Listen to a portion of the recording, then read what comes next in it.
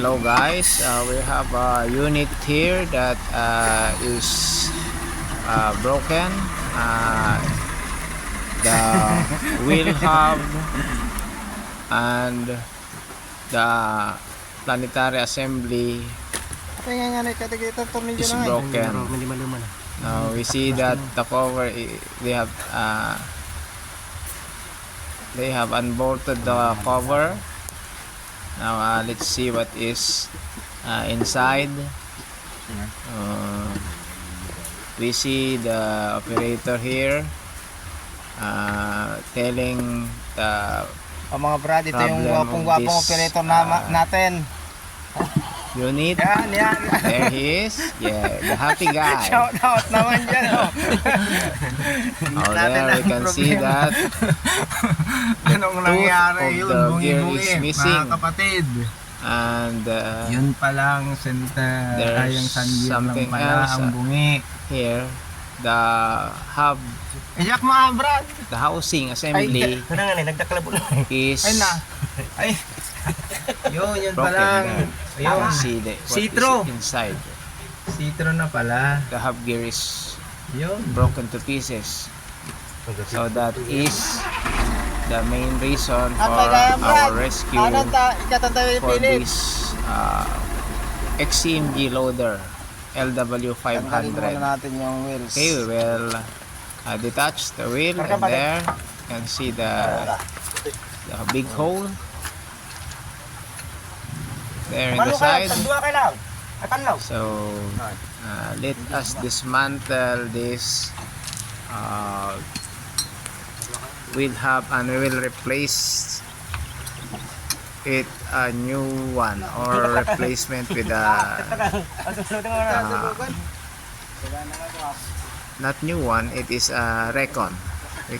I have reckoned some of this wheel hub assembly, and that's what we will put it in here. We will change it. Okay, let's just wait for the disassembly.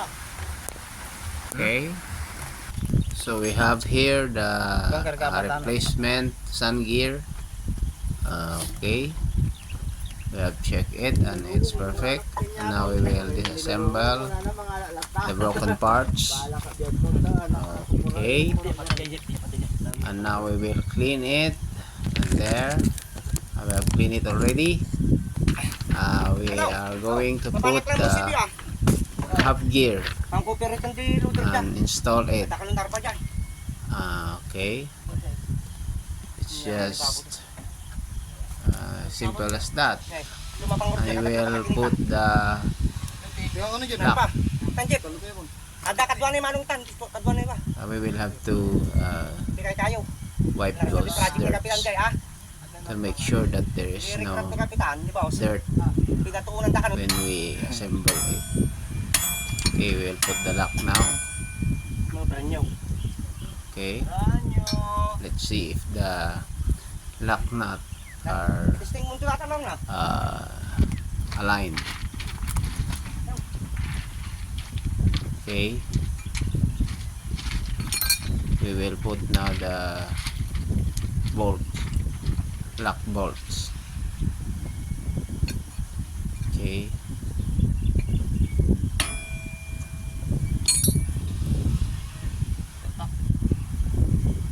we will now put the planetary assembly.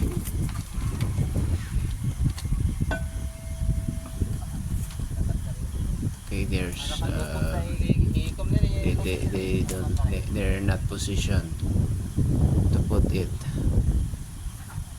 Let's make safety first. We'll put a sling in the lower part so that they can hold the lower part without getting their fingers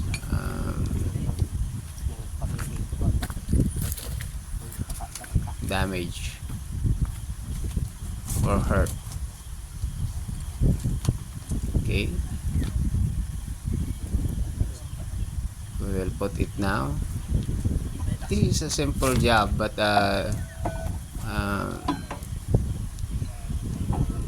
sometimes when you don't have companions to put it,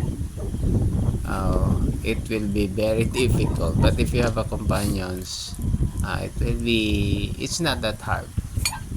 Okay, let us install it, and there. So let's shake it a little bit so that the gears will be aligned, and then we can put the nuts and bolts, and we'll put it back together. Okay, so we will put now the axle. Okay,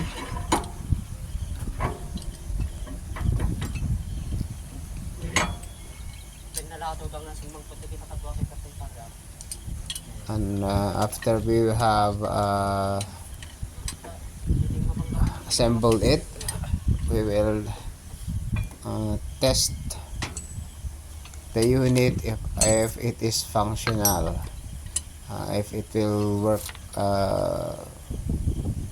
fine.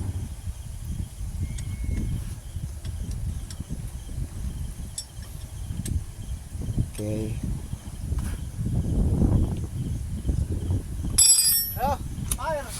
we will now put the wheel.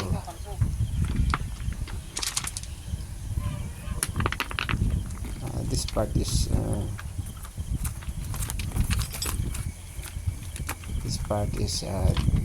heavy. It's a heavy equipment. Okay, now they are finished tightening the bolt. Okay, we will test it forward and reverse. If we cannot hear some noise in the hub gear, and then it is okay. Okay, let's test it.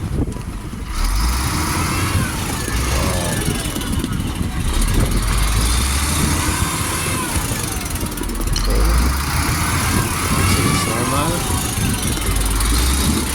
There's no annoying sound you can hear. Okay, and it's good to go. It's back on operation.